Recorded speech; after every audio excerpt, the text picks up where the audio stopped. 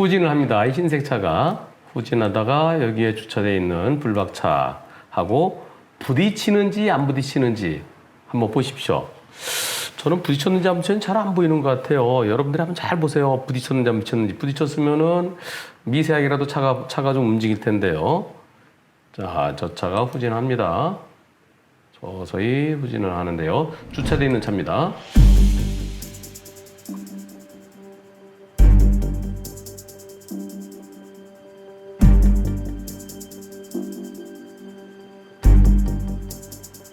부딪혔나요?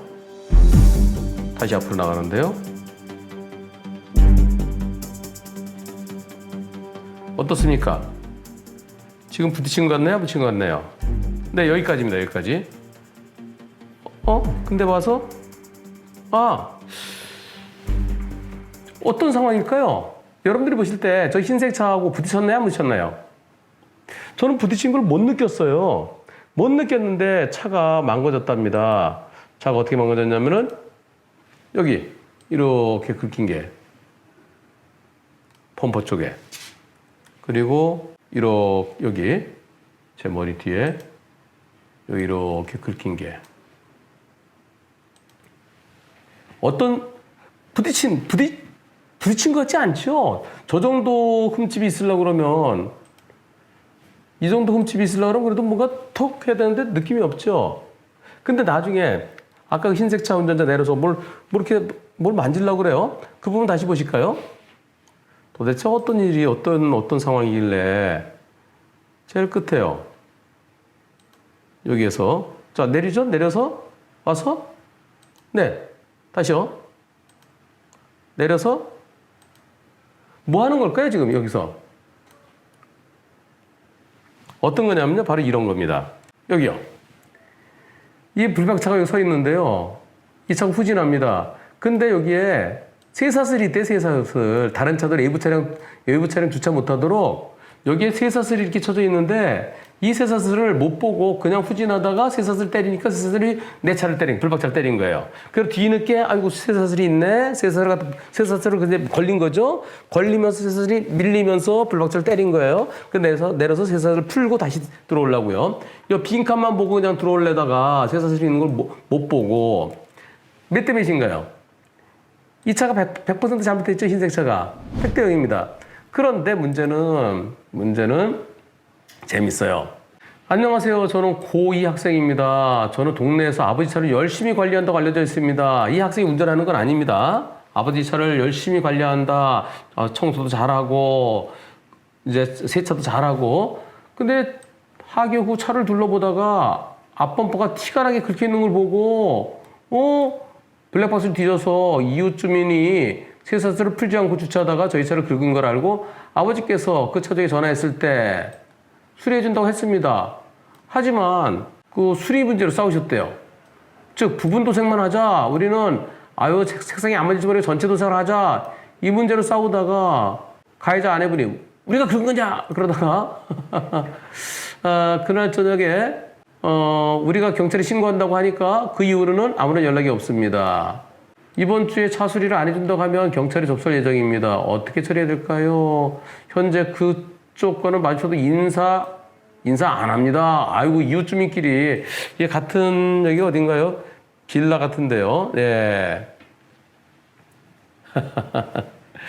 이거요. 우선요. 과실은 100대 0이에요. 과실비는 100대 0인데, 경찰에 접수하면, 쇠사슬에 걸린 것만 알았지, 쇠사슬이 밀어서, 불박차에 범퍼를 때려서 거기에 흠집이 생긴 거. 그걸 상대가 알고서도 아무런 얘기를 안 했으면은, 그럴 때는 범칙금 12만 원입니다. 주정차되어 있는 차를 다치게 해놓고, 차를 이제, 사고를 해서, 차에, 이게 대물사고죠. 그렇게 해놨을 때 인적사고를 써놔야 되는데, 인적사고를 제공했으면은 바로 연락되는데 뒤져서 찾았잖아요. 그래서 그것은 인적사항 미제공에 대해서 12만 원 범칙금이에요. 주차장에서 일어나는 사고도.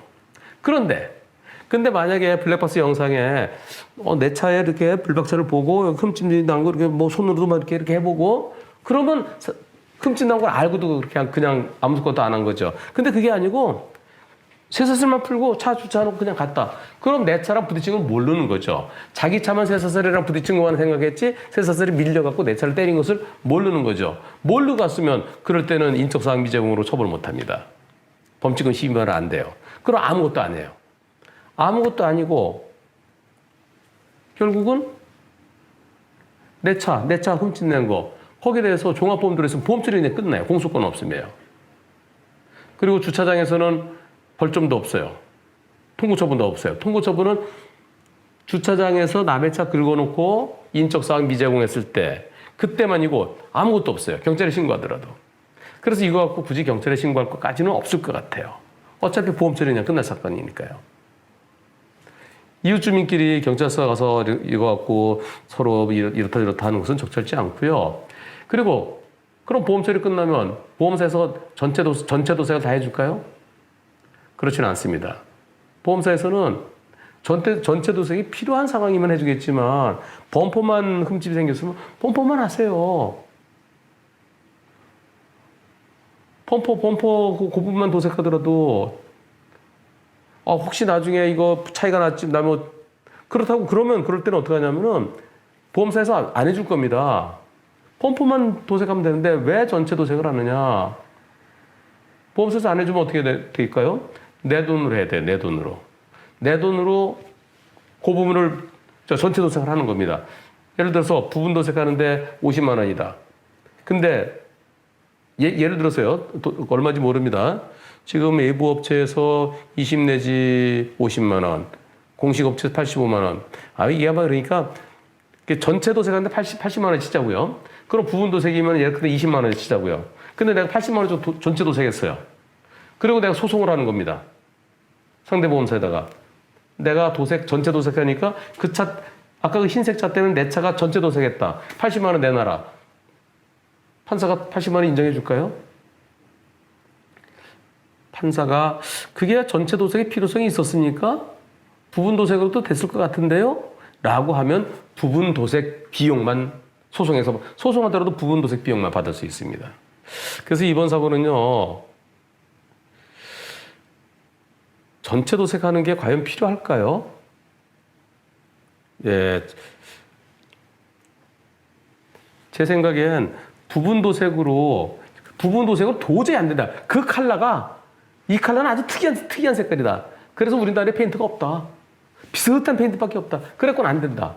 그렇다 그러면 전체 도색이 필요할 수도 있겠죠. 하지만 그 색상별로 어떤 차, 몇 년도에 나온 무슨 차, 면식, 몇 년도에 어떤 차 그러면은 그 차 고유번호 있어요. 그 차에 페인트 고유번호가 있답니다. 그럼 그 고유번호 그 페인트 갖다 칠하면 되는 걸로 알고 있어요. 도료라고 그래요, 도료. 예.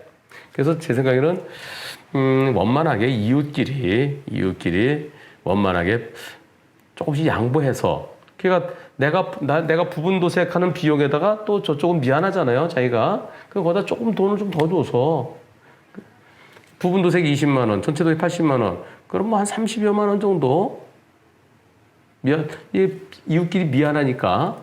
30만 원, 한 40만 원? 뭐 그 정도 선에서 서로 조금 양보하면 어떨까요?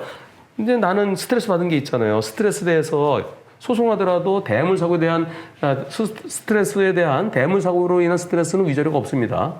소송하더라도.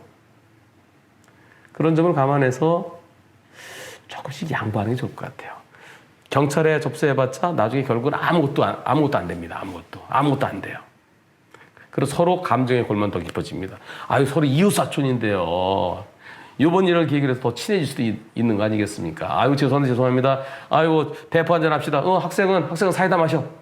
그러면서 또 이렇게 더욱더 친해질 수 있는 기회가 될지도 모르겠습니다.